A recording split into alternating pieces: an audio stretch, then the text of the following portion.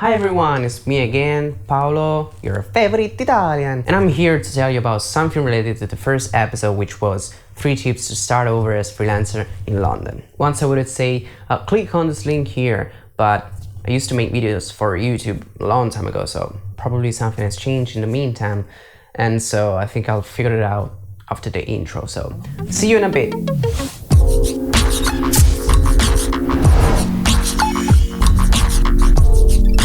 Here we are in the second episode of this series, which doesn't even have a name for now, but it wasn't the point. And if you have a name to suggest, write it down. I'm open to suggestions. During the intro, I discovered I can do this thing to show you the previous video link. Magic, right? So if you're from a laptop, you're probably looking at the first episode thumbnail. But if you're from a mobile device, you're probably looking at a stupid person trying to feel cool with no result. But maybe YouTube has developed a better user experience in the past years. I guess life will tell. So, and you're probably watching this video because you don't have a portfolio, or you want to expand yours, or because you're my mom. Hi mom. Ah no, mia madre non guarderebbe mai un video in inglese. By the way, as I told you in the first episode, I've been working also in hospitality because London prices are still pure madness, so I had to settle in the first months. But then I finally started to search for my job here, which is photographer, videographer, and graphic designer. And I immediately noticed, and I truly think it's pretty fair, how much good portfolios asked. So first problem was, I don't have a portfolio. The reason could seem funny after a while, but it wasn't at all at the beginning, because here's basically what happened. I called an agency where I used to work as graphic designer, asking for some materials I made in those years, and they told me that their server had crashed. I was like the Big Lebowski when Walter throws all the Donnie's actions in the dude's face. So yeah, years of experience as graphic designer erased like ashes in the wind. And this was my situation just a few months ago. 3 years of experience as graphic designer, and I can't prove it. What to do? First of all, I learned it's essential to have a backup of your office work, saved on a personal disk from the very first day, even though they seem for you. And they probably are, but it's important to have in mind where and how you started. Then of course I was devastated, but you must consider 2 main things. 1, you can ask for a reference letter anyway. You call your ex-boss or manager, or your current boss or manager if you're planning to change job, and ask for a reference letter, of course, signed on paper and everything. And 2, you still have your experience. I realized that the thing I lost were just some colors and pixels. All the knowledge that I earned, the relationship with the clients, my graphic skills, all that, still part of me, and it's something that you can erase. The memories before the ashes don't blow away with the wind. So what did I decide to do? I made up a portfolio. I literally created a brand. Actually, 3 different brands. I know it sounds crazy, but I'm not talking about start up an agency. Easy guys. What I'm saying here is, my job is to invent the identity of a brand, but I don't have a brand or a client to take care of. Fine. I also made up a client and a brand.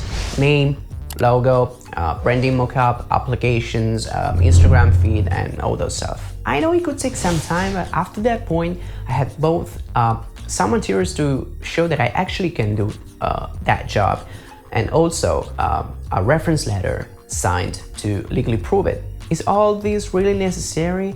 It depends. It's something that I did because of the little hitch I told you about before, but you could have some other reasons. For example, a very common big paradox in Italy is that when you're still young or just graduated, you're asked to be a temp with experience, and you cannot grow their experience if nobody hires you.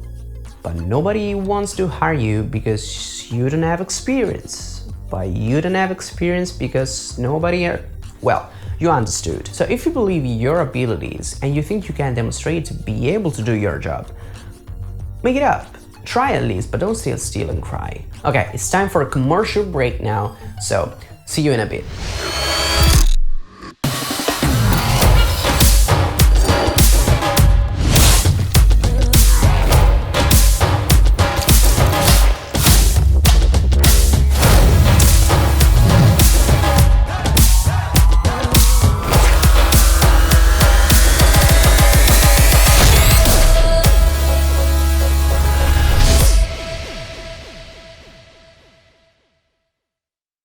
Here we are again, folks. So, where were we? Oh yeah, once I finished with my designer portfolio, I kept on building my videography and photography portfolio, and the spot that you just seen is one of it. I've already done other videos in the past. As I told you, I used to have a YouTube channel during my teenage years, which I'm ashamed of.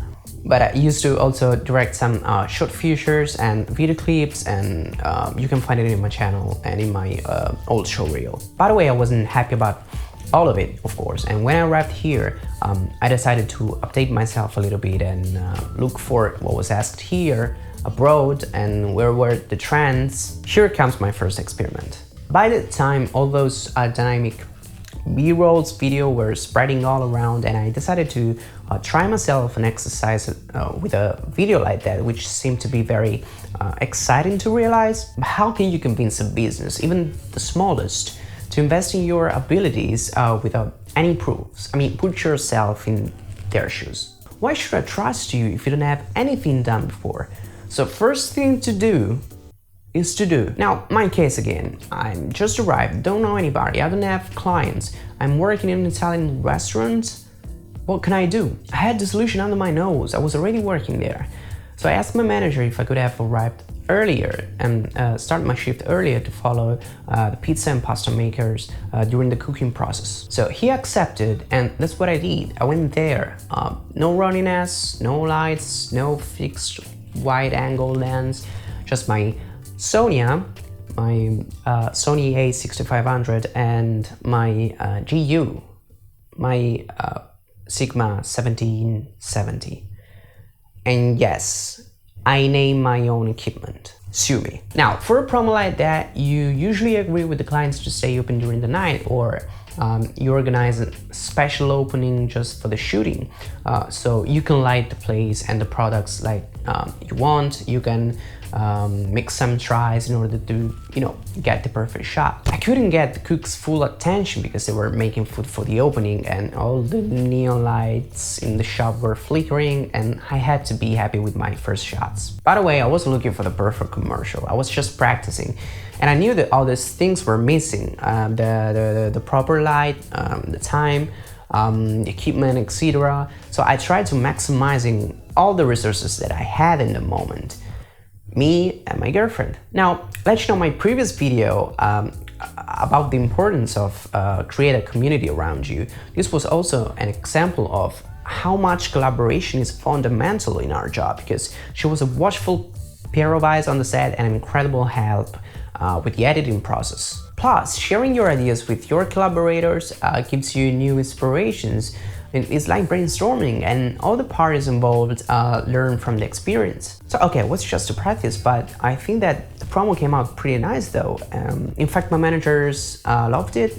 They used it for the 4th of July reopening, and they're still reproducing in the shop TV. This is to say that you don't need an amazing gear, just the right ideas and the right people. And same thing happened with all the photo shoot I took recently. I thought, let me see what is asked the most, and I saw that it was corporate and business shots. So along with my usual travel photographies, I started to book some photo shoots, some with a few friends, some just asking on online communities. As I was saying before, if you cannot prove your skills, most of the people will just ignore you, except if they're just starting. Sometimes you can find some professionals that are really interested in your project and they want to do it for free. But as you're starting as freelancer, someone else is probably starting as actor, as a dancer, as an entrepreneur, and they probably cannot afford a first level